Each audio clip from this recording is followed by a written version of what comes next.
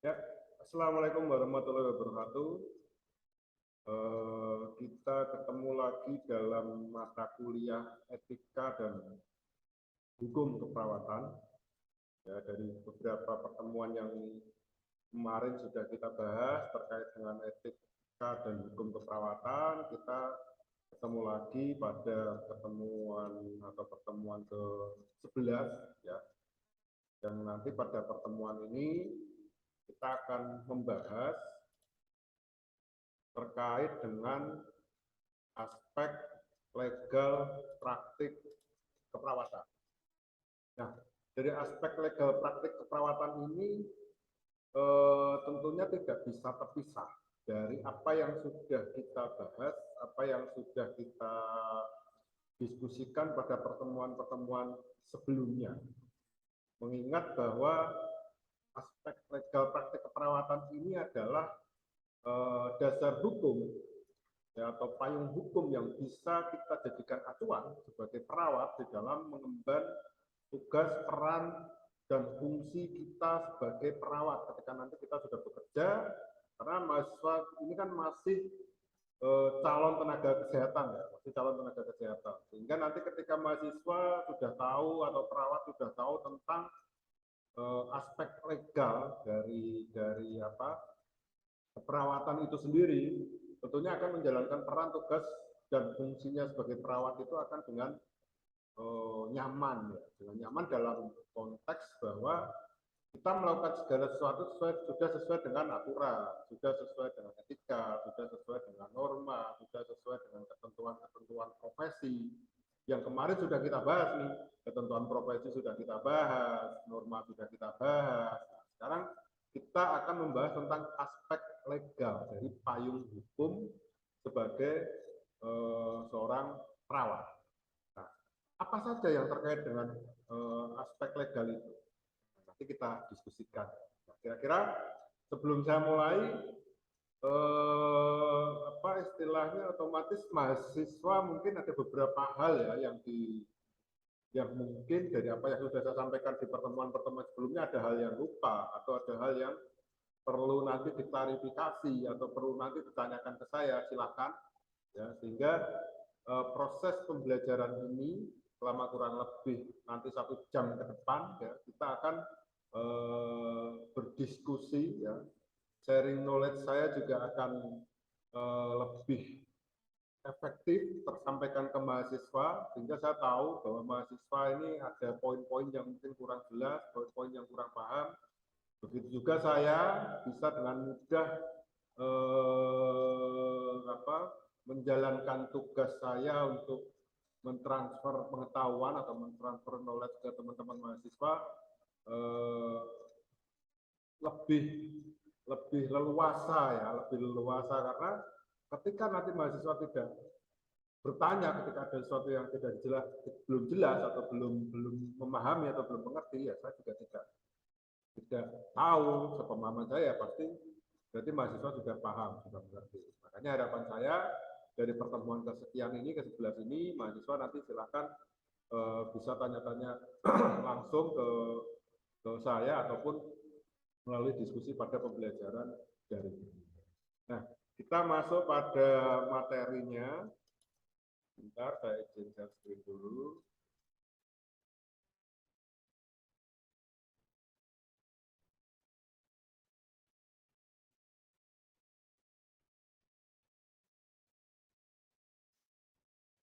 Ya, sudah terlihat ya materi saya ya. Ya, seperti yang prolog yang sudah saya sampaikan tadi, bahwa materi ini adalah membahas tentang aspek legal praktik keperawatan. Aspek legal praktik keperawatan. Jadi, hal-hal yang terkait dengan aturan hukum yang prinsipnya membahas tentang praktik keperawatan. Ya, yang dalam hal ini ada beberapa nanti aturan-aturan, perundang-undangan, dan lain sebagainya. Nah, dalam aspek legal praktik keperawatan ini, jadi kita harus memahami dulu praktik keperawatan ini apa sebenarnya. Jadi praktik keperawatan ini adalah pelayanan yang diselenggarakan oleh perawat. Pelayanan yang diselenggarakan oleh perawat ya. Jadi yang menyelenggarakan itu adalah kita dalam bentuk asuhan keperawatan. Ya, kita sudah banyak diskusi tentang praktek keperawatan. Dalam hal ini mungkin kita hanya berdiskusi tentang hukum, tetapi sebelumnya kita sudah banyak diskusi tentang praktek keperawatan.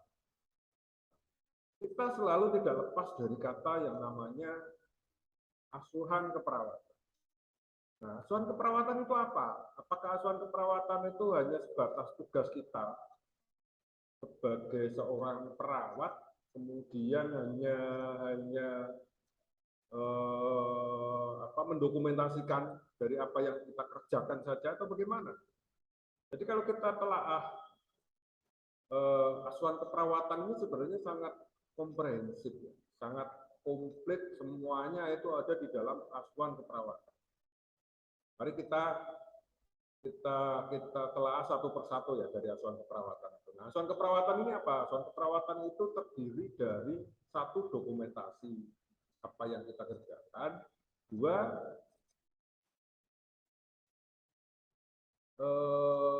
dasar dari apa yang akan kita kerjakan. Jadi kalau di sini bahasa saya adalah menulis yang dikerjakan dan mengerjakan yang ditulis. Itu adalah disebut sebagai asuhan keperawatan. Nah, kenapa disebutnya menulis yang dikerjakan dan mengerjakan yang ditulis? Kalau kita telah satu persatu dari asuhan keperawatan itu adalah yang pertama dari pengkajian ya. Kita masih ingat membahas tentang pengkajian. Pengkajian keperawatan itu ada banyak hal. Pengkajian dari biodata pasien, ya, pengkajian dari penanggung jawab pasien, kemudian ada pengkajian dari riwayat penyakit pasien, ada pengkajian dari pola fungsional sampai dengan pengkajian berdasarkan data subjektif dan data objektif itu dikelompokkan. Ya. Bahkan kita di dalam pengkajian itu melakukan pengkajian head to toe atau melakukan pengkajian pemeriksaan fisik dari ujung rambut sampai dengan ujung kuku ya. Itu kita secara detail perawat melakukan pengkajian itu. Nah, fungsi pengkajian itu apa? Ini kembali kepada aspek legalnya ya. Nah, fungsi pengkajian itu adalah dasar objektif dari penilaian kita sebagai perawat di dalam merumuskan suatu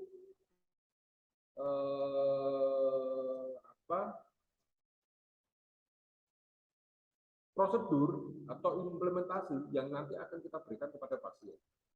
Jadi bahasa sederhananya seperti ini kan. Oh, kita mengkaji bahwa pasien ini dari pemeriksaan fisik mengalami sesak napas.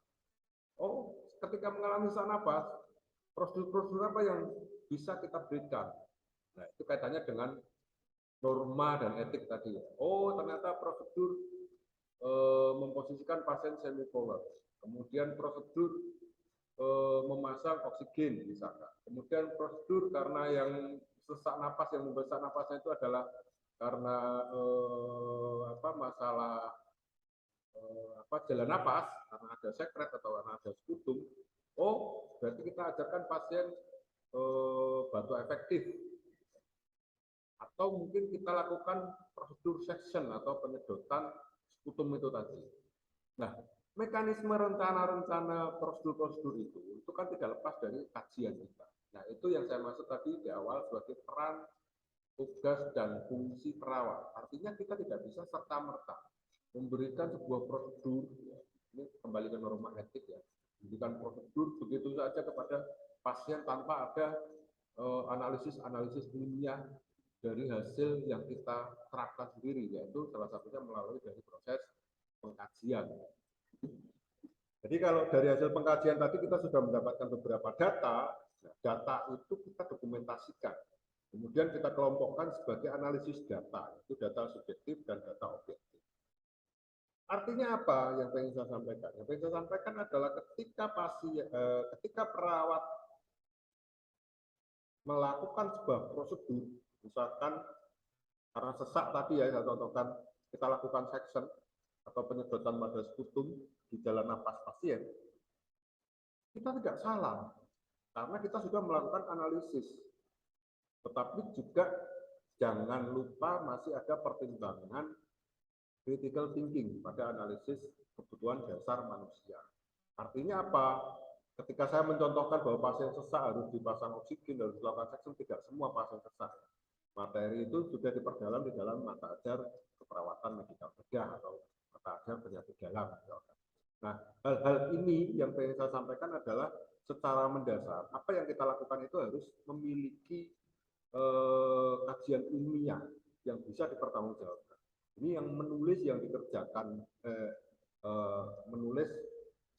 mengerjakan yang ditulis itu ya di askep ini. Nah, yang ditulis itu tadi hasil pengkajian, kemudian analisis data, kemudian di askep itu juga ada perumusan diagnosis keperawatan. Ya. Nah, perumusan diagnosis keperawatan ini juga tidak lepas dari peran tugas dan fungsi perawat, baik dalam aspek legal secara hukum, secara norma, ataupun secara etika. Karena di proses-proses tadi komprehensif ya. Kita mau melakukan apapun itu ada hal-hal yang tidak bisa lepas dari norma etik dan hukum.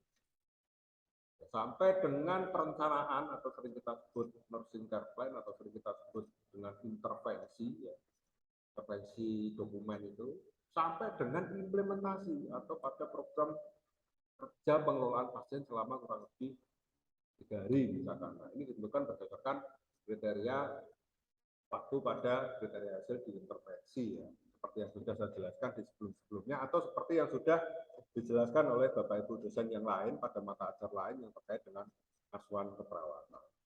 Ya, jadi aspek legal ini orientasinya adalah pada praktik keperawatan yang pelayanannya diselenggarakan oleh perawat dalam bentuk asuhan keperawatan. Artinya, apapun yang kita lakukan ke pasien, apapun yang kita berikan ke pasien, apapun yang kita implementasikan ke pasien, tidak boleh lepas dari yang namanya satu, yaitu dokumentasi keperawatan. Dokumentasi keperawatan itu adalah asuhan keperawatan. Jadi mengerjakan yang kita tulis dan menulis yang kita kerjakan. Jadi kalau kita mengerjakan tidak sesuai dengan apa yang kita tulis, ya berarti kita sudah menyalahi aturan etik, bahkan sampai dengan menyalahi aturan hukum. Orientasinya kita ke situ ya. Kita diskusinya tentang aspek legal etik keperawatan itu harus berawal atau mendasar dari praktek keperawatan itu sendiri. Yaitu dalam hal ini adalah asuhan keperawatan. Makanya saya selalu memberikan pesan ke teman-teman mahasiswa itu untuk hati-hati. Mengelola pasien itu tidak serta-merta tentang kebutuhan dasar manusia saja untuk memenuhinya, tetapi banyak hal, banyak aspek. Karena suatu saat ketika terjadi masalah yang mungkin bersenggolan langsung atau bersentuhan langsung dengan kajian-kajian hukum, askep itulah yang nanti akan menyelamatkan perawat. Askep itulah yang nanti akan memberikan petunjuk. Askep itulah yang nanti akan dijadikan bahan kajian hukum ketika ada penyidikan pada suatu masalah keperawatan yang kita lakukan. Jadi kita praktek di rumah sakit, kita bekerja di rumah sakit, kita melakukan kegiatan pengelolaan pasien, kita dokumentasikan dengan askep, kita melakukan suatu hal, ternyata di tengah-tengah, kita melakukan prosedur, katakanlah section tadi, ternyata di tengah-tengah pasien meninggal. Salah apa benar? Ya kita lihat askepnya bagaimana. Apakah memang benar ada program section? Kenapa harus diberikan section? Apakah benar prosedurnya sudah benar-benar dilakukan sesuai dengan standar operasional prosedur, baik dalam lingkup organisasi profesi atau dalam lingkup SOP di rumah sakit? Nah, ini adalah kajian-kajian. Dasarnya apa? Siapa yang menyelamatkan kita? Asuhan keperawatan. Ya, jadi hati-hati dengan asuhan keperawatan. Asuhan keperawatan bukan serta-merta buku catatan saja, tetapi asuhan keperawatan itu adalah bukti rekam medis dari sisi perawat yang bisa menyelamatkan kita ketika nanti ada suatu hal, sekaligus sebagai acuan ya atau dasar kita melakukan segala prosedur itu dasarnya adalah dari asuhan keperawatan. Kita mau melihat progres perawatan pasien juga dari asuhan keperawatan. Kita mau melihat rekod pengobatan pasien juga dari asuhan keperawatan. Kita mau lihat prosedur-prosedur yang berkaitan dengan kolaboratif, pemeriksaan ronsen, pemeriksaan CT scan, prosedur fisioterapi, itu semuanya ada di asuhan keperawatan. Sebanyak dan sekompleks itulah tugas perawat. Tetapi bukan berarti itu menjadi suatu aduh kok repot sekali menjadi perawat, enggak. Karena memang seyogianya ya seperti itu. Jadi segala prosedur, segala aturan, segala apa yang kita lakukan bisa kita pertanggungjawabkan dengan melihat atau dengan dasarnya itu adalah dari asuhan keperawatan. Nah, di asuhan keperawatan ini pun juga teman-teman jangan lupa ya. Nanti kita bahas lah. Asuhan keperawatan itu sebenarnya kewenangannya siapa? Siapa yang boleh melihat asuhan keperawatan? Kenapa harus ada asuhan keperawatan? Itu nanti kita bahas di pertemuan lain ya. Yang kita bahas sekarang ini adalah tentang aspek legal praktik keperawatan itu dulu secara spesifik. Oke. Kemudian dasar hukumnya ini ada Undang-Undang Nomor 23 Tahun 92 tentang kesehatan. Jadi undang-undang ini kalau kita menelaah Undang-Undang Keperawatan Nomor 38 Tahun 2014 ini bedanya jauh ya. Ada kurang lebih 12 tahun beda antara Undang-Undang Kesehatan ini dengan Undang-Undang Keperawatan. Artinya di Undang-Undang Kesehatan ini belum lahir Undang-Undang Keperawatan Nomor 8 Tahun 2014 yang memang di Undang-Undang Keperawatan tersebut sudah dibahas semuanya, baik dari sifat administratif atau dari dasar administratif, dari dasar norma, dari dasar kewajiban, dari dasar hak, baik dari pasien ataupun dari perawat, semuanya juga dibahas di dalam Undang-Undang Nomor 38 Tahun 2014. Askep pun juga dibahas di situ. Ketentuannya bagaimana, siapa yang berhak membuat askep, siapa yang wajib membuat askep, dan lain sebagainya, semuanya ada di dalam undang-undang. Nah, kita kembali ke situ. Nah, dasar hukum Undang-Undang Nomor 23 Tahun 92 tentang kesehatan, pasal 32 ayat 4. Pelaksanaan pengobatan dan atau perawatan berdasarkan ilmu kedokteran dan atau ilmu keperawatan. Jadi di dalam undang-undang ini sudah disenggol ya ilmu keperawatan. Hanya dapat dilaksanakan oleh tenaga kesehatan yang mempunyai keahlian dan kewenangan untuk itu. Mempunyai keahlian dan kewenangan untuk itu. Nah, bentuk keahlian dan kewenangan untuk itu apa? Apakah hanya cukup dikatakan sebagai perawat? Apakah hanya cukup dikatakan sebagai mahir saja? Apakah hanya cukup dikatakan sudah bekerja lama di rumah sakit itu? Tidak tentang itu, tetapi tentang dasar hukum atau tentang dasar dokumen yang bisa dipertanggungjawabkan. Nah, tenaga kesehatan yang mempunyai keahlian dan kewenangan itu siapa? Perawat salah satunya, disegel juga di sini.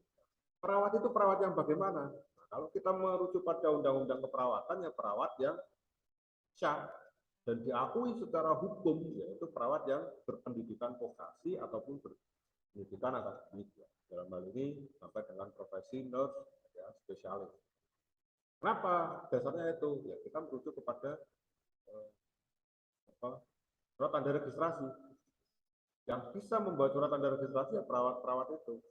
Lulusan D3, D4, kemudian nurse, kemudian spesialis, itu sampai dengan dokter ya. Itu adalah perawat-perawat yang secara dokumen itu sudah syah memenuhi ketentuan syarat mempunyai keahlian dan kewenangan. Jadi jangan lupa itu. Karena kalau kita berorientasi hanya pada kemahiran dan lain sebagainya dulu kurang lebih ya sekitar 2004-2005 itu di rumah sakit itu sekarang yang baik di daerah ataupun di kota ya itu masih banyak sekali yang namanya ASPER, asisten perawat. Asisten perawat itu dulu sebenarnya juga ada perawat yang dengan background pendidikan SPK. Background pendidikan SPK itu adalah sama dengan SMA. Nah, apakah mereka mahir? Mereka mahir. Karena mereka memang dididik untuk fokus pada praktek. Prosedur dan lain sebagainya itu mereka mahir. Tapi bagaimana pengakuan secara sah hukum? Tidak diatur di dalam undang. Artinya apa? Kita harus melihat secara keseluruhan. Dikatakan mempunyai kewenangan, dikatakan mempunyai keahlian itu yang seperti apa? Tidak berdasarkan serta-merta pada kemahiran saja, tetapi juga ada aspek hukum yang bisa membuktikan, yaitu dengan salah satunya aspek ijazah. Itu yang menjadi dasar ketentuan. Nah, di sini masih umum ya, pelaksanaan pengobatan dan atau perawatan. Di batasan-batasan perawat itu apakah mengobati juga ataukah hanya merawat saja? Nah, itu mari nanti kita cari literasi tambahan untuk memperkaya ilmu kita ya tentang pemahaman seperti apa sih perawat itu. Nah, ini teman-teman mahasiswa mulai sekarang harus sudah greget nih, oh ini perawat itu harusnya seperti apa? Perawat itu yang bagaimana? Apakah batasannya mengobati atau batasannya merawat saja? Apakah beda antara perawat S1 dengan perawat D3? Bagaimana kajian hukumnya? Nah, itu masalah pertanyaan-pertanyaan yang nanti akan muncul ketika kita biasanya sudah bekerja sebagai perawat. Nah, biar pertanyaan itu tidak muncul ketika nanti kita sudah bekerja, mari kita cari literasi, kita cari literatur-literatur tambahan untuk menjawab pertanyaan-pertanyaan.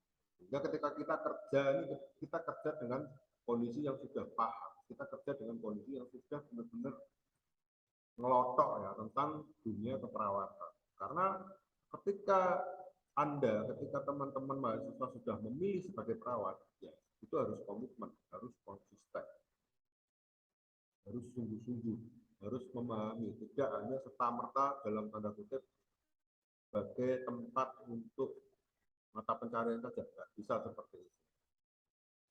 Sampai dengan kita harus mengembangkan potensi diri kita sebagai perawat. Salah satunya dengan mengupgrade jenjang pendidikan. Itu adalah salah satunya. Atau mengikuti kegiatan-kegiatan ilmiah yang terkait dengan. Kemudian ini dasar hukum lagi Undang-Undang Nomor 38 tahun 2014 yang dari tadi saya sampaikan. Di sini ada pasal 17. Untuk melindungi masyarakat penerima jasa pelayanan kesehatan. Dalam hal ini adalah pasien, klien. Bahasanya itu macam-macam ya, ada pasien, ada klien, ada penerima manfaat.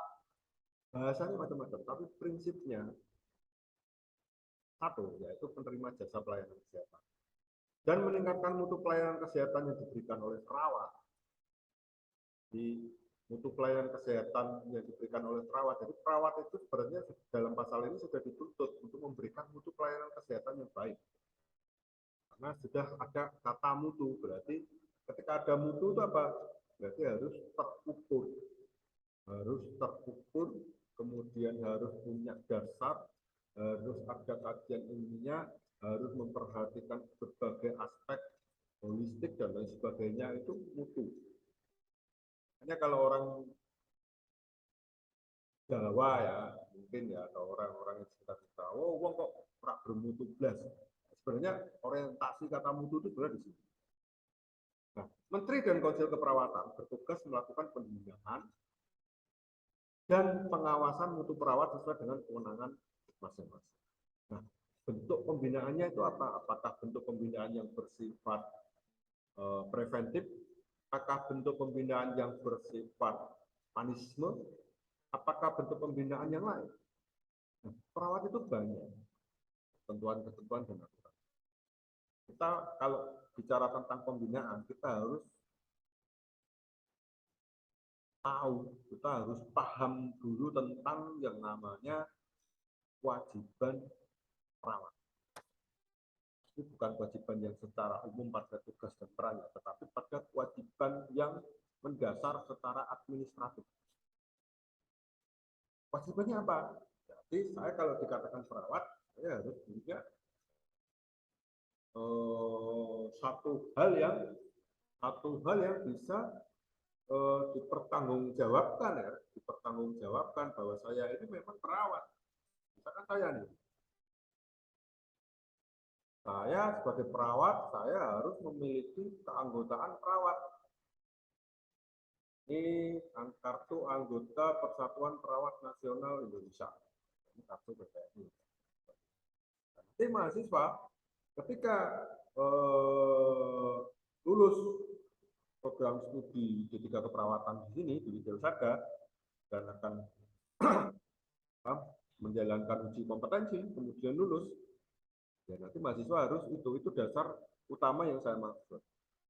Dasar administratif utama yang saya maksud. Nah, ketika sudah memiliki keanggotaan profesi, ketika sudah memiliki nomor induk atau niranya ketika kita sudah lulus STR ya, kita sudah lulus uji kompetensi, kita sudah dinyatakan sebagai perawat. Nah, bentuk pembinaannya itu berawal dari situ. Pelanggaran apa dulu yang dilakukan? Atau pencegahan apa dulu yang dimaksud dari Menteri dan Konsil Keperawatan? Konsil Keperawatan kurang lebih apa ya? 1 bulan yang lalu itu baru diresmikan penunjukan Konsil Keperawatan oleh Presiden Republik Indonesia. Kebetulan dari Semarang ada wakil satu, Bapak Dr. Untung Sujianto dari dosen Fakultas Ilmu Keperawatan Universitas Diponegoro, dosen saya beliau. Jadi konsul keperawatan ini sekarang sudah mulai aktif. Jadi harus menjadi suatu hal bersyukur ya bagi kita yang sudah mengabdikan diri ke bangsa Indonesia ini sebagai seorang perawat. Karena ketika konsul itu sudah berjalan sebagaimana maksinya, ketika Kementerian Kesehatan sudah sinergi, ketika organisasi profesi sudah sinergi, sampai dengan ketika institusi pendidikan kesehatan khususnya yang terkait dengan keperawatan juga sinkron, ya itulah kebangkitan keperawatan yang memang harus kita gaungkan. Karena perawat itu memang salah satu organisasi profesi yang banyak sekali anggotanya. Di keperawatan itu juga banyak para senior-senior, para akademisi-akademisi, para praktisi-praktisi hebat di keperawatan, sehingga iklim profesi pada keperawatan ini rame ya, jadi sangat kompetitif. Jadi kita sebagai perawat harus benar-benar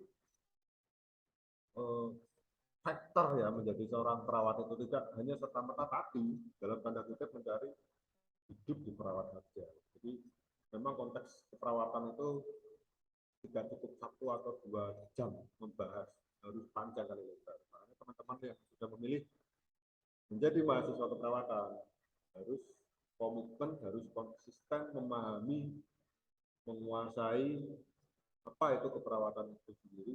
Terkhusus dalam hal ini saya sebagai tanggung jawab pada mata ajar etika dan hukum keperawatan harus memahami tentang aspek-aspek etik, bahkan aspek hukum dari keperawatan itu sendiri. Kemudian ilmu keperawatan. Nah, ilmu keperawatan itu apa sih? Jadi ilmu keperawatan itu mencakup ilmu-ilmu dasar ya. Alam, ada sosial, ada perilaku, kemudian ilmu biomedik, ilmu kesehatan masyarakat, ilmu dasar keperawatan, ilmu keperawatan komunitas, ilmu keperawatan klinik yang pada aplikasinya menggunakan pendekatan dan metode penyelesaian masalah secara saintifik.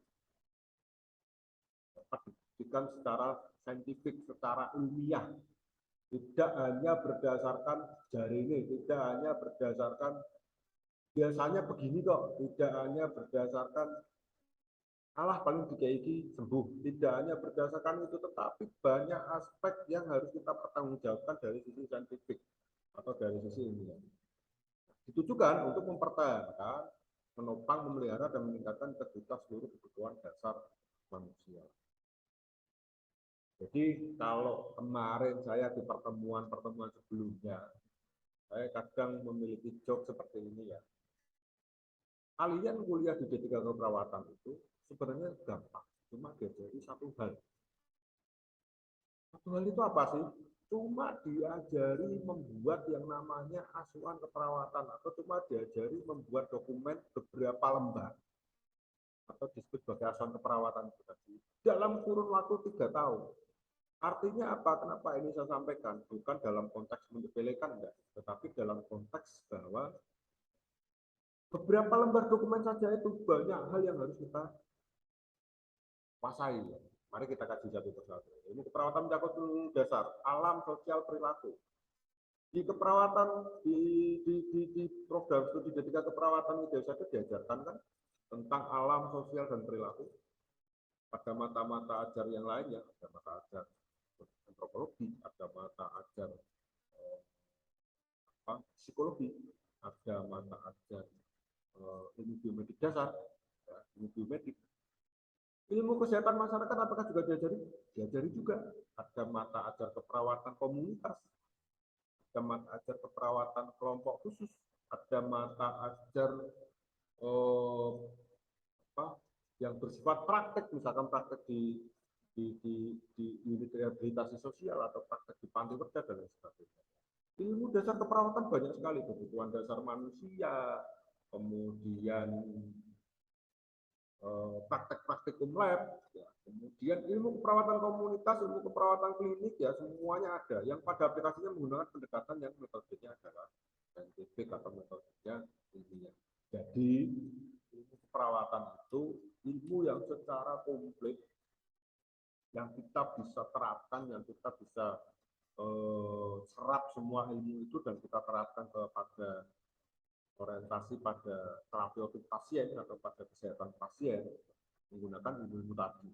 Jadi perawat itu ilmunya ini komplit, semuanya ada di keperawatan.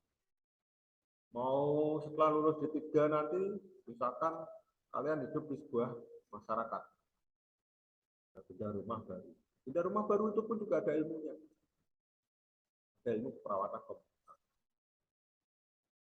Kemudian tuntutan secara sosial. Tuntutan secara sosial seperti apa? Nah, kita sebagai perawat juga harus memiliki peran. Yang kemarin saya sampaikan apa ya?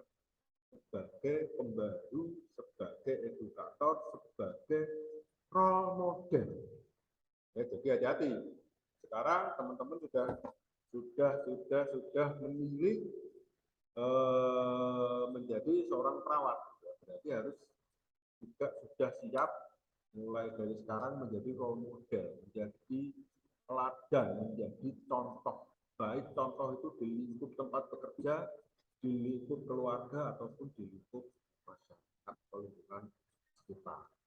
Itulah ilmu perawatan. Kalau kita sudah menjadi contoh di berbagai tempat, atau tuntutan profesi untuk menjadi role model, harus menguasai segala aspek. Jangan sampai kita tidak paham tentang hukumnya, tidak paham tentang aspek etiknya, tidak paham tentang aspek normatifnya. Ini akan menjadi blunder buat kita sendiri sebagai perawat. Perawat harus memahami itu, itu menjadi dasar atau menjadi fundamental di dalam keperawatan. Kemudian praktik keperawatan. Praktik keperawatan ini pemberian asuhan keperawatan. Pemberian asuhan keperawatan ini tadi ya sudah saya jelaskan juga, ini mulai dari pengkajian sampai dengan evaluasi dan dokumentasi. Bahkan sampai dengan yang namanya rencana tindak lanjut. Rencana tindak lanjut itu bersifat kolaboratif. Ya. Ingat-ingat ya, mata ajar keperawatan medikal bedah atau mata ajar konsep dasar keperawatan, pada mata ajar lain, saya juga mengajar mata ajar itu, ada prinsip-prinsip perencana tindak lanjut, yaitu bersifat kolaboratif. Kalau di rumah sakit ya dikolaboratifkan dengan perawat yang ada di ruangan. Kalau di komunitas ya dikolaborasikan dengan petugas kesehatan yang ada di wilayah komunitas itu, bisa perawat komunitas, bisa puskesmas tempat, yaitu bersifat kolaboratif. Jadi asuhan keperawatan itu mulai dari pengkajian sampai dengan evaluasi dan rencana tindak lanjut dan dokumentasikan. Nah, itu bentuk tanggung jawab kita sebagai perawat. Nah, bentuk-bentuknya, model-modelnya ini praktek di rumah sakit. Kalau praktek di rumah sakit ya tentunya kita akan dengan mudah ya atau secara spesifik tidak ada ketentuan-ketentuan dan aturannya di dalam kita bekerja di rumah sakit. Karena kalau praktek di rumah sakit itu ada yang namanya standar operasional prosedur. Ya, rumah sakit mungkin beda-beda standar operasional prosedurnya, tetapi itu adalah acuan yang bisa membantu kita untuk menjalankan tugas sebagai perawat di rumah sakit. Secara tidak langsung ataupun secara langsung, kalau di rumah sakit itu terbit up dari ketentuan atau dari kebijakan baik yang bersifat administratif ataupun non administratif atau etis yang ada di rumah sakit. Kemudian praktek di rumah atau home care. Ini hati-hati kalau praktek di rumah atau home care. Ada kewenangan-kewenangan yang boleh, ada kewenangan-kewenangan yang tidak boleh. Ya. Ada kewenangan yang diperbolehkan di D3, ada kewenangan yang diperbolehkan di S1. Kemarin sudah kita bahas ya itu ya. Jadi diingat-ingat ya. Jadi D3 tidak semua perawat, pokoknya perawat ya berarti saya bisa merawat semuanya dengan cara yang sudah diajarkan, tidak seperti itu. Ada kewenangan, ada ketentuannya. Makanya biar tidak menyalahi kewenangan dan ketentuannya itu, silakan teman-teman sering-sering baca, ya, buka aturan, buka kewenangan, buka kebijakan, buka peraturan perundang-undangan yang terkait dengan perawat, batasan tugas pokok dan fungsinya ataupun batasan-batasan lain yang sifatnya normatif atau etik. Kemudian praktik berkelompok, nursing home ini yang praktik berkelompok ini yang sekarang lagi marak ya. Senior-senior kita banyak praktisi-praktisi yang bekerja sama untuk praktek bersama-sama, bahkan sampai dengan merintis mendirikan klinik kesehatan. Banyak. Ini pun juga berkelompok, bukan harus, meskipun di sini istilahnya nursing home, tidak kemudian dibatasi hanya antar perawat saja, tetapi juga bersifat kolaboratif dengan medis lain selain perawat. Kemudian praktik perorangan, individual praktis. Perorangan ini sampai sekarang pun juga masih banyak senior-senior kita, perawat-perawat yang ada di daerah-daerah ya, sangat banyak juga yang praktek dan banyak juga yang berhasil dengan individual praktis ini. Memang kalau kita perawat itu ketika ketemu dengan pasien, syarat utama ketemunya perawat dengan pasien itu adalah harus ada kepercayaan. Kalau sudah percaya, ya, sugestivitas akan muncul, trust akan muncul antara pasien dengan perawat, antara perawat dengan calon pasien kita. Kalau sudah percaya, apapun dalam konteks ketentuan dasar terapeutik ya, apapun yang kita lakukan, ya pasti juga akan berimbas positif kepada pasien. Kenapa? Karena pasien sudah percaya. Sudah percaya kita sudah memberikan pelayanan yang begitu, kita sudah memberikan service action ke pasien, ya, maka ada keperawatan, ada dasar keperawatan. Jadi bina hubungan saling percaya antara pasien dan perawat sudah pernah. Lalu apa? Tinggal memupuk, tinggal selalu meningkatkan silaturahmi dan lain sebagainya. Maksudnya ya itu ya, kalau menjadi perawat ya, atau menjadi individual praktis yang ada di daerah masing-masing. Nah, kita masuk ke dalam praktik keperawatan profesional. Nah, sampai sini ada yang sekiranya mau ditanyakan? Kalau ada yang sekiranya mau ditanyakan, langsung ini ya, langsung komen pada chat ya, langsung komen pada chat, silahkan nanti atau mungkin bisa langsung melalui ini Zoom ini bisa langsung ditanyakan ke saya terkait hal-hal yang mungkin belum jelas. Semoga sudah jelas ya. Jadi memang kalau ada yang belum jelas, saya sangat berharap mahasiswa langsung menanyakan sehingga tidak lupa. Nah, kalau tidak jelas, belum jelas, kemudian sudah merasa tahu, besok-besok mengerjakan suatu hal yang masih abu-abu pengetahuannya, akan berbahaya. Karena salah satu tugas perawat itu adalah sebagai pembaharu, sebagai orang yang berperan menjadi sharing knowledge ke edukatif ke masyarakat. Kalau yang kita sampaikan benar, itu akan menjadi amal jariah. Tetapi kalau yang kita sampaikan ini salah, itu akan menjadi dosa jariah, tidak akan berhenti. Makanya kalau ada hal yang belum jelas, kurang jelas, silakan ditanyakan ke saya. Bukan berarti saya juga tahu semuanya ya tentang apa itu etik dan hukum keperawatan. Saya memang dosen etik dan hukum keperawatan, tapi pasti nanti ada beberapa hal yang bahkan saya sendiri belum sampai ke situ, belum tahu. Makanya saya selalu menyampaikan bahwa yang saya sampaikan ini adalah batas sharing knowledge. Dosen itu hanya mendampingi mahasiswa, hanya memfasilitasi mahasiswa untuk mempelajari tentang beberapa mata ajar yang ada di keperawatan, ya. Tetapi poin plus-plusnya itu bisa dicari dari proses yang dilakukan di luar kampus, ya. Bisa dengan jurnal ilmiah, bisa dengan mengikuti kegiatan-kegiatan ilmiah, ya. Bisa dengan aktif dalam organisasi keprofesian, ya, dan lain sebagainya. Banyak. Jadi artinya harus ada interaksi yang dua arah. Pak, saya belum paham. Oh ya, akan saya jelaskan. Pak, saya sudah paham. Sudah, alhamdulillah. Tinggal diperdalam lagi. Jadi seperti itu. Oke, sudah jelas ya? Kalau belum jelas, langsung nanti via chat ataupun dia langsung melalui Zoom sampaikan. Kita kembali ke praktek keperawatan profesional. Praktek keperawatan profesional ini adalah tindakan mandiri perawat profesional melalui kerjasama bersifat kolaboratif dengan klien dan tenaga kesehatan lain dalam memberikan asuhan keperawatan sesuai lingkup wewenang dan tanggung jawab. Nah, ini tadi yang saya sampaikan ya, sudah saya senggol tadi ya, di dalam ini praktek di rumah atau praktek berkelompok ini bisa menjalankan praktek keperawatan profesional. Ini adalah aturan-aturan yang memang sudah ada di dalam aturan hukumnya. Berarti besok kalau misalkan saya mau menjalankan praktek home care, boleh saja diatur kok. Saya mau menjalankan praktek profesional praktis, misalkan. Boleh saja, ada aturannya. Saya akan menjalankan praktek berkelompok, boleh saja. Yang penting mahasiswa tahu dasar, tahu aturan. Jangan sampai nanti ketika ada yang protes, ya protes dalam tanda kutip ya, organisasi lain protes lalu, kok praktek kan nggak boleh begini dulu.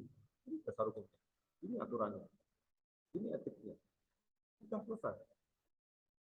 Organisasi profesi juga memayungi, jadi kan tidak selesai, jadi tidak selesai. Artinya itu kenapa kita harus tahu tentang aspek legal, aspek hukum dari praktek keperawatan.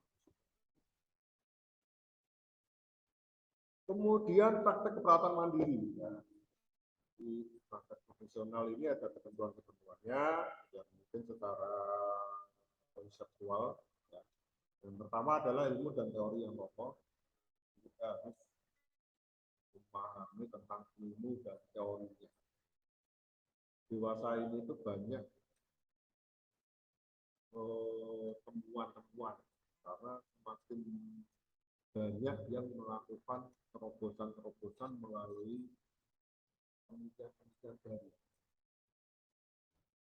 Ilmu dan teori yang kokoh itu tidak serta-merta kita hanya membaca saja, tetapi kita juga harus tahu update perkembangan ilmunya itu seperti apa. Contoh, mungkin dulu kita ada pasien yang panas. Panas harus kita lawan dengan dingin. Jadi harus dilakukan kompres dingin. Dulu 2010 masih ada pembenaran. Cara ilmiah juga. Artinya yang sekarang ada itu mungkin secara ilmiah tidak serta-merta akan benar selamanya. Karena memang belum ada penemuan lain saja berdasarkan saintifik tadi. Tetapi dari dulu yang panas dikasih kompres dingin, tidak masalah dan bebas. Sekarang sudah ada ketentuan tidak boleh dingin.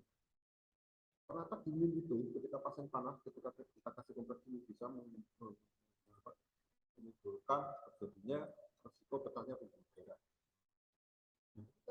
Suatu hal yang kita nggak tahu. Kalau kita tidak update knowledge, ikut kegiatan-kegiatan ilmiah dan ilmu dan teori yang kokoh itu tidak hanya serta-merta buku saya banyak, materi saya banyak, tidak. Tetapi kita juga harus melek ke dunia luar masih dalam perawatan. Melek di sana itu ada penelitian hasilnya apa. Kemudian ada ilmu-ilmu yang baru yang mungkin tidak bisa dipertanggungjawabkan secara ilmiah. Ya, kita tidak boleh mengikuti itu. Kita punya dasar yang jelas, kita punya aturan yang jelas. Karena ketika kita punya dasar dan aturan yang jelas, suatu saat ketika terjadi masalah, kita akan menggunakan dasar dan aturan yang ilmiah tadi. Boleh nih kita perawat kemudian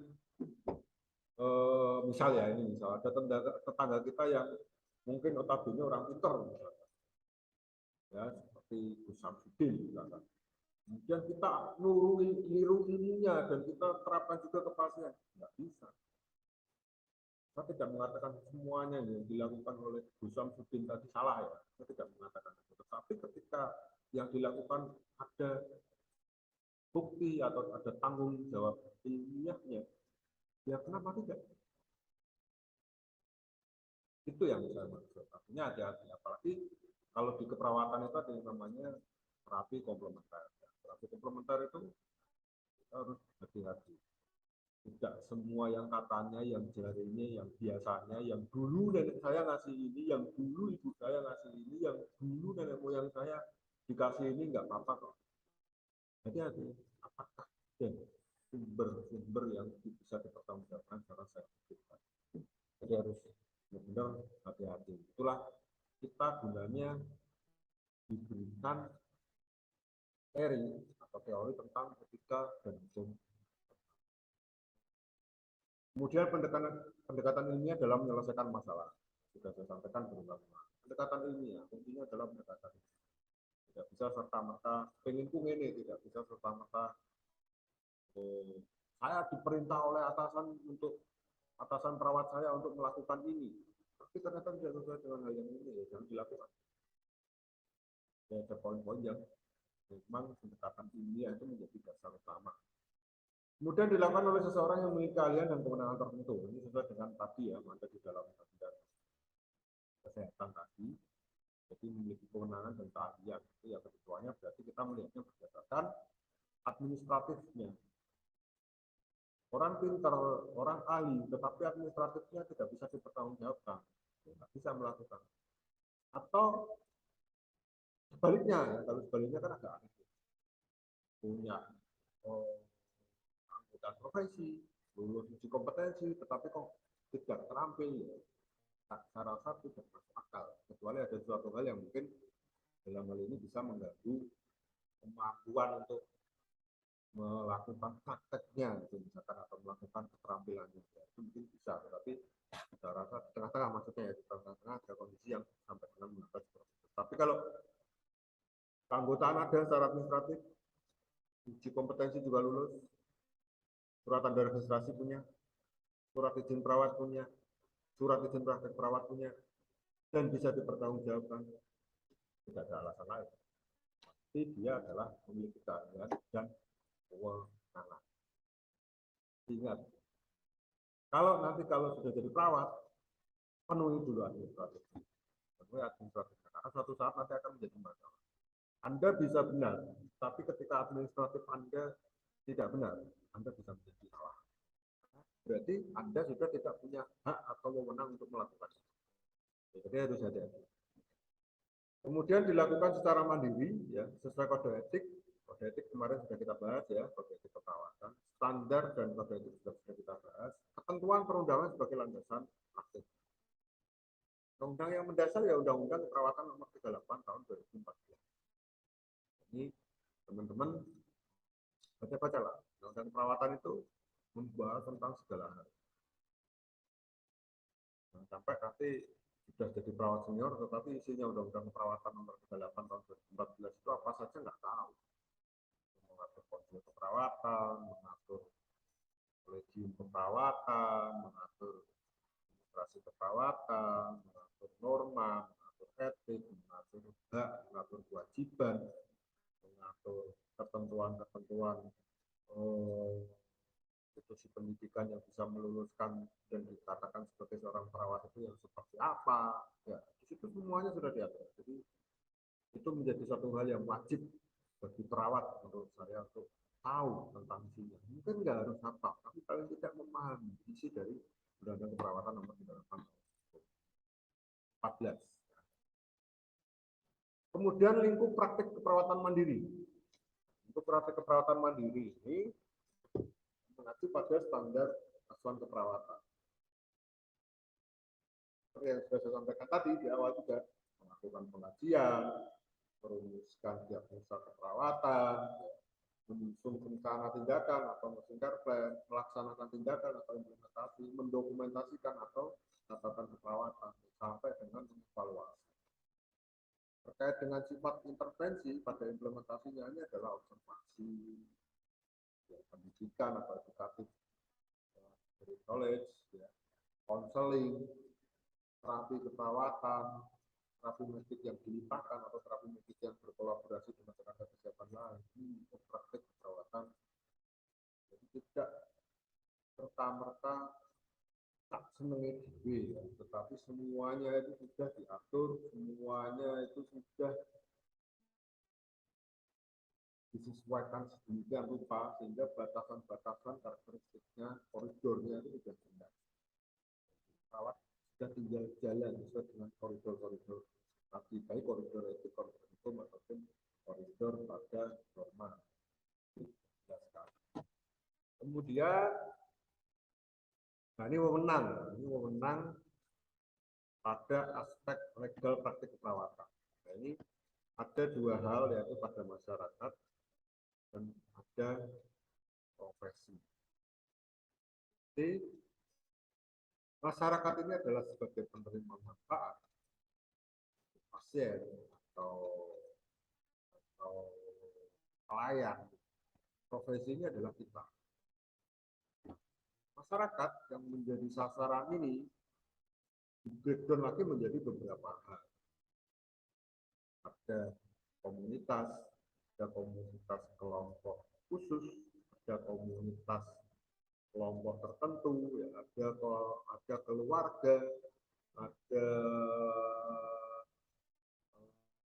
kelompok lansia, kemudian ada keperawatan medikal bedah, yang masuk lingkup perawatan medikal bedah, ya, yaitu orang-orang yang memiliki masalah kesehatan yang terkait dengan proses penyakitnya yang dilakukan suatu operasi atau tindakan medikal. Di situ juga gabung medikal juga, medikal itu dalam, penyakit dalamnya, penyakit kronis, penyakit menular itu masuk di situ. Kemudian ada keperawatan anak, kemudian ada keperawatan jiwa, ada keperawatan maternitas, ya. Itu adalah masyarakat. Nah, dari wewenang yang ada antara masyarakat dan profesi ini terjadi atau proses kontrak. Proses kontrak ini dalam tanda kutip, ya, tidak serta-merta proses kontrak itu adalah harus tertulis, meskipun pelaksanaannya, ketentuannya ya harus ada catatannya, harus ada dokumentasinya, harus ada tulisannya.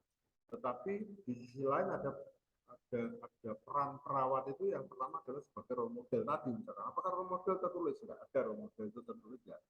Tetapi paling tidak role model itu kita lakukan. Kemudian ketika ada wewenang, kontrak, kemudian ada yang namanya atau disebut sebagai kewajiban peran.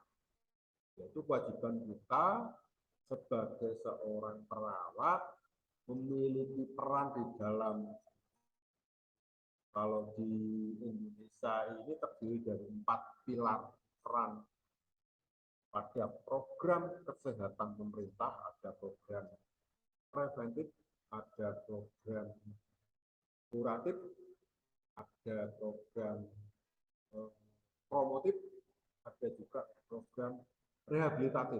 Yang keempat pilar itu sebenarnya di-breakdown menjadi beberapa hal. Itu adalah peran kita nanti akan menjalankan itu.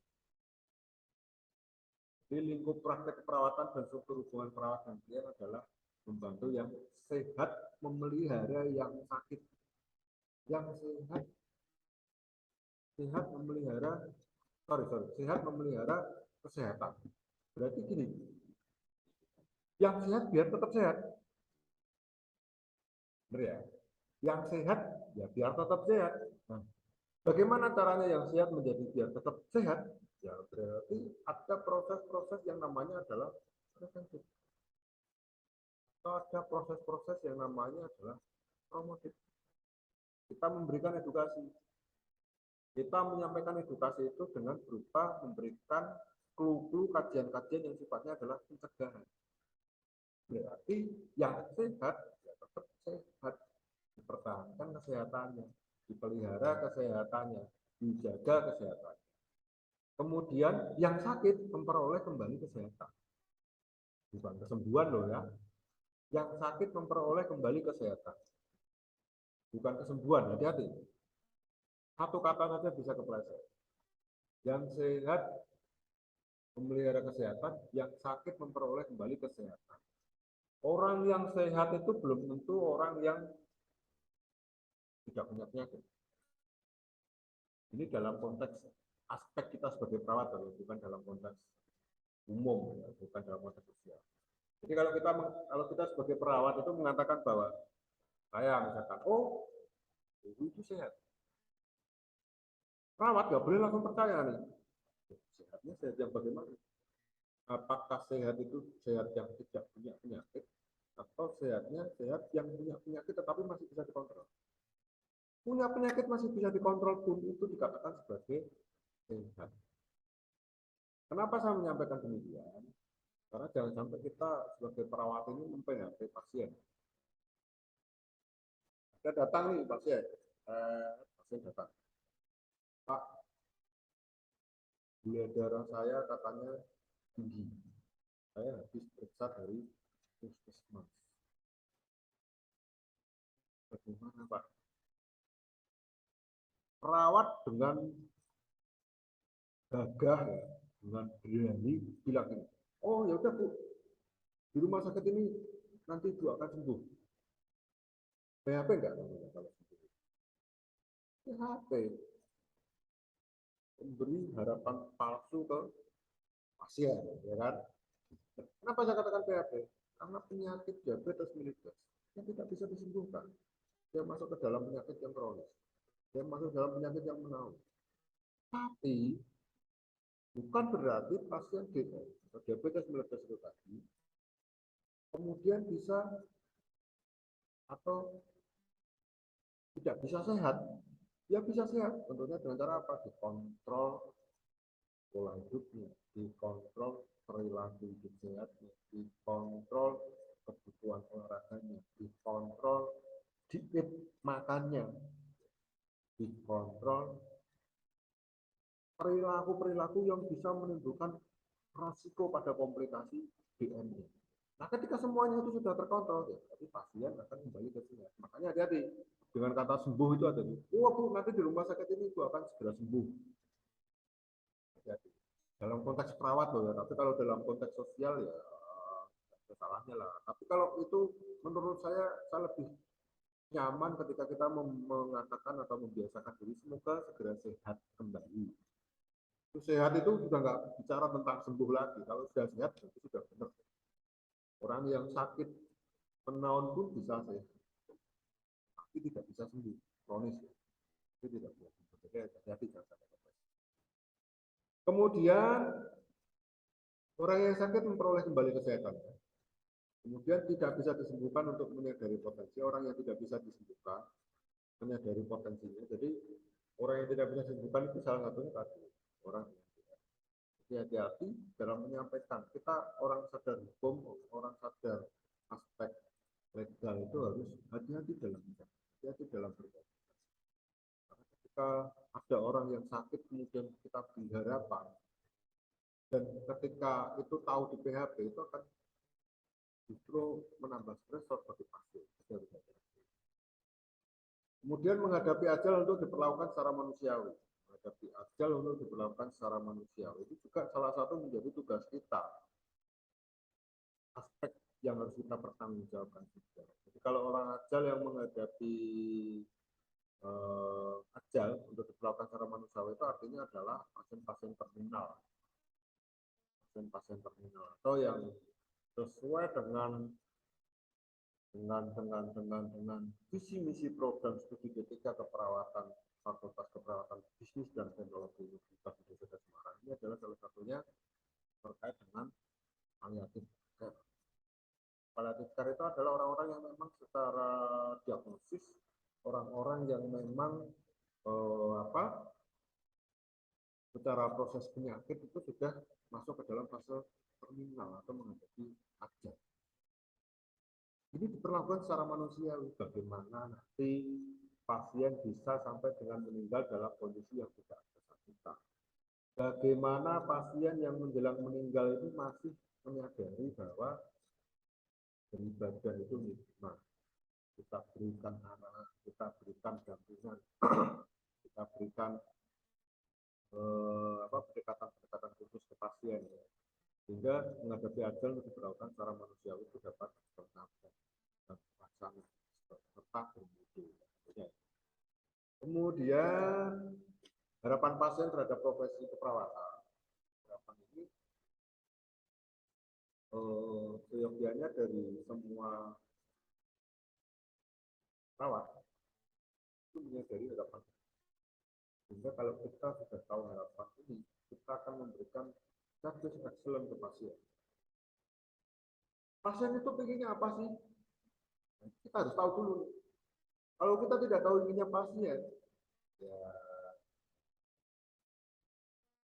kalau kita, gimana rasanya kalau kita membeli suatu barang, kemudian penjualnya itu judes ke kita, penjualnya itu datar afeknya ke kita, penjualnya itu tidak pernah senyum sedikit pun ke kita, penjualnya itu bahkan ambil dolanan HP gini ke doli, gimana rasanya kita? Itu jangan sampai terjadi. Nah, kita bersama dengan pasien, kita mengelola, memfasilitasi, melayani pasien itu. Jangan lupa pasien datang ke rumah sakit itu dalam kondisi yang tidak sehat. Orang yang sehat saja diperlakukan sebagai contoh tadi yang saya beli sebuah barang di suatu toko yang menjual tidak senyum dan sebagainya tadi, itu sudah rasanya sudah kurang, sudah ada yang kurang ya. Gimana sih tidak memberikan customer service ke saya? Sudah tidak nyaman, apalagi pasien yang notabene datang ke rumah sakit itu dalam kondisi yang pasti tidak sehat. Yang dalam kondisi sehat itu ya kita manusiawikan, ya kita ramah ke pasien, caring ke pasien. Ya, di mata ajar kemarin masih di mata ajar etika dan perawatan juga kita memperlakukan pasien itu secara holistik. Kita memperlakukan pasien itu dengan sepenuh hati. Itu yang bisa kita lakukan. Nah, harapan pasien terhadap profesi keperawatan itu ya seperti ini sebenarnya secara umum. Jadi yang pertama adalah informatif. Informatif itu gimana sih informatif itu? Informatif itu jangan nunggu orang lain tanya atau jangan nunggu pasien tanya. Itu informatif. Nah, gimana caranya? Kamu berikan informasinya dulu kepada pasien. Bu, saya kan habis melakukan perawatan kateter. Ibu, saya tadi sudah melakukan perawatan kateter. Hasil dari perawatan kateter tadi, Bu, tidak ada tanda infeksi di sekitar genitalia Ibu. Karena sudah 3 hari terpasang kateter. Dan urin yang sudah keluar sekian cc. Warna urin seperti apa? Aroma urin seperti apa? Dari warna, aroma, dan lain sebagainya tidak ada indikasi pada ibu mengalami dehidrasi. Jadi hal-hal yang seperti ini itu jangan sampai nunggu pasien tanya. Kita yang ngasih informasi, kita yang ngasih berita ke pasien gitu ya. Jadi jangan sampai pasien tanya dulu, Mbak, gimana hasilnya? Jadi jangan sampai gini, habis melakukan prosedur langsung kita bersihkan, langsung kita pergi begitu saja. Jangan seperti itu. Itu tidak mencerminkan yang informatif. Kemudian perawatan yang manusiawi. Ya, manusiawi kita kembalikan ke diri kita sendiri. Ketika kita diperlakukan orang lain baik, itu kan rasanya enak, gitu ya, menghargai, ya, kemudian saling menghormati, kemudian ada kedekatan, kemudian ada hubungan saling percaya, ada trust. Nah, ya, seperti itu manusia secara holistik tadi. Kemudian perawatan yang bermutu. Bermutu itu tadi yang sudah saya sampaikan.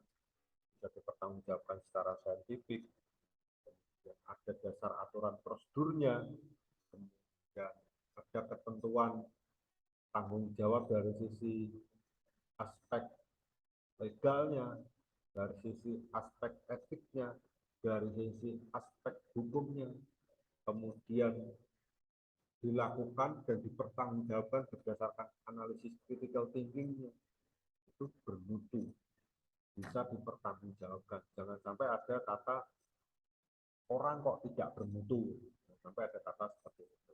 Biar tidak ada kata seperti itu ya kita harus selalu mengembangkan potensi diri kita, ya biar kita tetap menjalankan tugas pokok dan kunci sebagai perawat itu secara bermutu dan bisa dipertanggungjawabkan secara ilmiah atau secara saintifik. Ya. Kemudian keberhasilan perawatan. Jadi keberhasilan itu jangan bermuara pada satu kata sembuh tadi. Ya. Keberhasilan itu masih ada proses yang namanya rehabilitatif berdasarkan 4 pilar tadi. Ya. Preventif, kuratif, rehabilitatif. Rehabilitatif ini adalah rencana tindak lanjut. Jadi bisa saja pasien hari ini pulang dari rumah sakit, tetapi masih ada rehabilitatif di rumah. Dengan melibatkan keluarga, dengan melibatkan suami atau istri, dengan melibatkan anak pasien. Sehingga keberhasilan keperawatan itu tidak hanya serta-merta kita ada Anda sebagai perawat di depan pasien. Itu belum berhasil, itu belum selesai. Pasien tidak balik lagi, itulah berhasil. Nah, gimana biar pasien tidak balik lagi? Ya, kita berikan edukatif untuk rencana tindak lanjut pada persiapan pulang pasien. Misalkan keluarga diberikan pemahaman tentang diet pencegah. Kemudian memberitahukan atau memberikan edukasi ke keluarga tentang prosedur-prosedur yang bisa meringankan DM-nya, misalkan dengan melatih olahraga atau mengajarkan teknik 6DM. Kemudian mengajarkan keluarga untuk memodifikasi lingkungan. Kondisi-kondisi inilah yang menjadi tolak ukur keperawatan. Pertama ketika ada pasien pulang, oh udah saya berhasil. Tidak seperti itu. Harus secara komprehensif. Kemudian perawatan yang efektif dan efisien. Ya, efektif dan efisien ini artinya adalah kita menerapkan segala hal sesuatu yang batasan dasarnya itu adalah pada batasan kita sebagai seorang profesional. Efektif ya, efisien ya. Efektif dan efisien itu tidak hanya untuk pasien saja, tetapi juga untuk diri kita sendiri dan tempat kita bekerja. Itu dikatakan sebagai profesional. Sampai nanti begini, prosedur tindakan sudah selesai kok, karena pasiennya ganteng atau karena pasiennya cantik, datang lagi perawatan apalagi itu namanya tidak efisien, tetapi ada unsur lain yang membuat kita tidak profesional. Kita harus profesional sehingga efisien itu dapat tercapai. Kemudian agar menjalankan praktik mandiri, perawat harus mempunyai kebebasan untuk berfungsi secara efektif. Kebebasan untuk berfungsi secara efektif satu-satunya bukti itu apa? Ya tadi, kebebasan dengan dibuktikan dengan adanya hak secara administratif. SPR, punya SIPP, punya SIP, punya tempat praktek. Kalau prakteknya praktek klinik misalkan, itu merupakan fungsi secara efektif, kebebasan fungsi secara efektif. Kemudian dukungan dari sejawat dan pimpinan.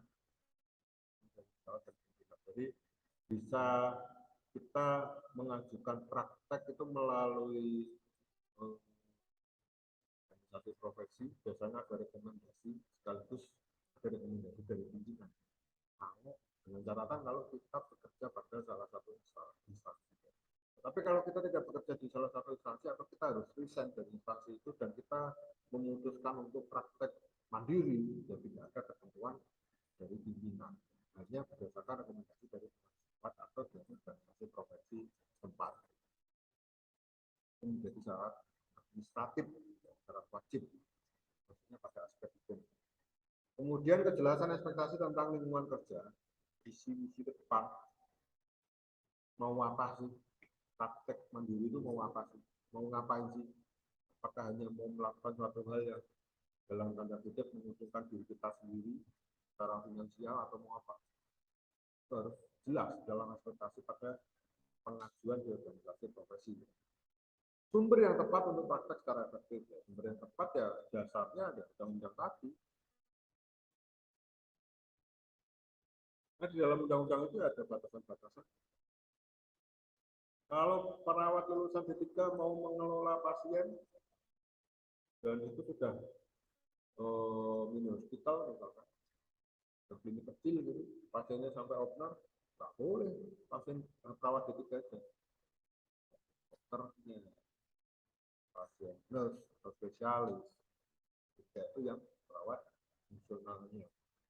Jadi, ketentuan itu diatur di mana? Kok ngatur-ngatur saat senang itu? Tidak bisa, tidak ngatur-ngatur saat senang. Ketentuan itu sudah ada aturan-aturannya dalam undang-undang perawatan, undang-undang tenaga kesehatan, dalam peraturan Menteri Kesehatan tentang implementasi undang-undang perawatan nomor 38 tahun 2014.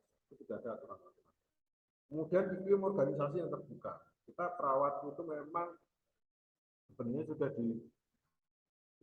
ditentukan bahwa iklim organisasi keperawatan itu organisasi profesi itu memang sudah terbuka, dimulai dari perpanjangan AP, STF, melalui dokumen SKP, kemudian kegiatan-kegiatan akan bentuk atau bukti bahwa iklim organisasi kita ini terbuka. Sehingga ketika itu sudah kita lakukan semua, ada keseimbangan antara hak dan ada juga keseimbangan antara kewajiban. Kalau hak dan kewajiban sudah seimbang dengan konteks memahami segala aspek yang menjadi ketentuan dalam jelasan praktik mandiri, insya Allah tidak akan ada kesalahan-kesalahan yang mungkin orientasinya pada pelanggaran-pelanggaran etik, pelanggaran-pelanggaran norma, sampai dengan pelanggaran-pelanggaran hukum. Kenapa? Karena sudah ada keseimbangan hak dan kewajiban itu tidak serta-merta pada hak dan kewajiban kita sebagai perawat, tapi juga ada hak dan kewajiban sebagai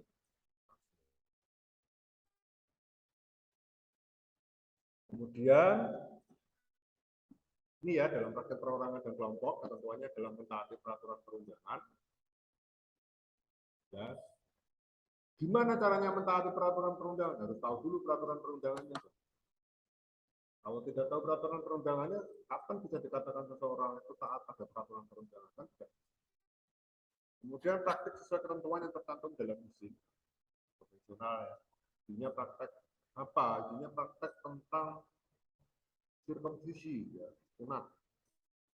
Di dalamnya prakteknya beda. Atau praktek tentang home care. Prakteknya ternyata buka klinik. Ini harus secara spesifik tersampaikan dan terjelaskan di dalam surat izin pada ketentuan prakteknya. Dan tidak boleh bertentangan dengan standar profesi. Standar profesi, aturan-aturan profesi ada di dalam aturan mekanisme organisasi profesi di keperawatan. Kan teman-teman nanti kalau sudah bekerja, sudah lulus sebagai perawat, memperdalamnya nanti kalau yang terkait. Sekarang ini yang terkait dengan aspek legal etik dan hukumnya saja. Ya, kita perlu perdalam. Nanti nggak bisa nih kita langsung memberikan asupan-asupan yang banyak kepada mahasiswa, nanti malah keder semua, malah tidak menguasai atau tidak memahami. Ya. Kemudian dapat melakukan pertolongan masalah kesehatan dalam keadaan darurat atau terpencil. Ini hati-hati. Angka kecelakaan itu, karena saya tinggal di Semarang, saya melihat sosial media berita dari kejadian Semarang, berita-berita dari sosial media yang menamakan sebagai update di Semarang lah ya.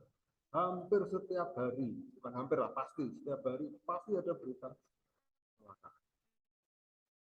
Ada kecelakaan yang mungkin belalah ketemu pada tenaga medis, itu langsung bisa tertolong. Ada kecelakaan yang mungkin yang menolong hanya warga, yang seharusnya pasien itu masih bisa tertolong karena salah nolong, hanya salah posisi saja pasien bahkan bisa tidak tertolong. Ada juga yang notabene perawat karena batasan pertolongannya berdasarkan jenjang pendidikannya tidak dibolehkan. Itu juga menjadi PR buat kita, jadi tren isu buat kita. Sebenarnya siapa sih yang berwenang? Apakah dokter, apakah perawat, apakah bagaimana? Undang-undang tenaga medisnya sudah jelas. Tetapi kenapa kita masih juga tidak berani? Kewenangan mana yang ditakuti? Aturan mana yang ditakuti? Ini menjadi fenomena-fenomena temuan-temuan yang saya sendiri masih menjadi PR. Coba teman-teman perhatikan, ada suara, wah itu jangan ditolong, bahaya. Nah, kalau sudah ditolong, apa yang harus dilakukan? Kan gitu. Atau kalau ditolong, bagaimana cara menolongnya? Kan itu yang harus kita. Itu kondisi-kondisi yang menjadi PR kita bersama. Kemudian menggunakan instrumen pengawasan dan pembinaan, ya tentu itu otomatis. Ketika kita masuk di dalam organisasi profesi, peran instrumen dalam pengawasan dan pembinaan itu pasti akan terjadi. Kemudian Kepala Dinas Kesehatan dan BPNI Kabupaten Kota dapat memberikan peringatan tertulis dan lisan. Ini peringatan tertulis dan lisan itu adalah ketika ada pelanggaran, yang pelanggaran itu masih bersifat ringan. Kalau sudah itu peringatan awal lah, intinya itu peringatan awal. Kalau sudah yang dilakukan sudah menyalahi aturan, ya berarti kan sampai dengan pencabutan izin, sampai dengan pencabutan surat tanda registrasi, sampai sejauh itu.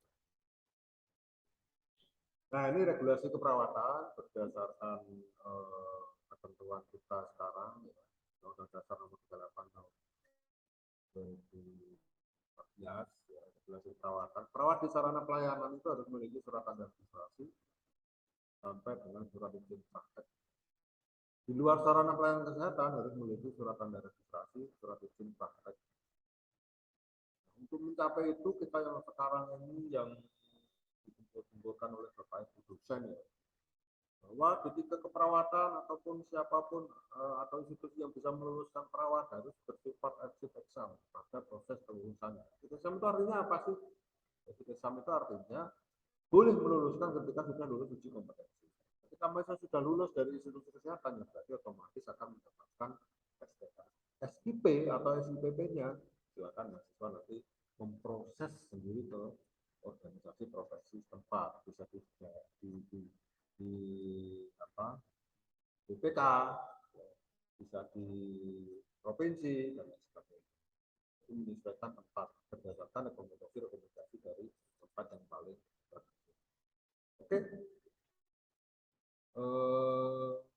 mungkin itu yang bisa saya sampaikan terkait pada mata ketika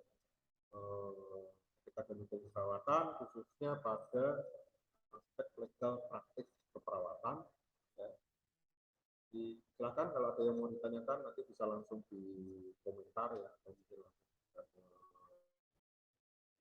Zoom, atau bahkan bisa berlanjut terus melalui grup yang sudah siapkan untuk berdiskusi terkait dengan praktek keperawatan. Mungkin itu dari saya. Saya mengucapkan terima kasih kepada teman-teman yang sudah berpartisipasi aktif di dalam proses pengajaran tadi. Mohon maaf bila mana selama pengajaran tadi ada hal-hal yang mungkin saya belum bisa jelaskan secara mendetail, atau mungkin ada hal-hal yang saya salah penyampaian, atau mungkin ada hal-hal yang tidak kurang berkenan di seluruh teman-teman mahasiswa, dan mengucapkan mohon maaf. Akhir kata, wassalamualaikum warahmatullahi wabarakatuh. Salam sehat untuk kita semua, salam sejahtera untuk kita semua. Terima kasih. Saya mohon izin teman-teman, saya izin.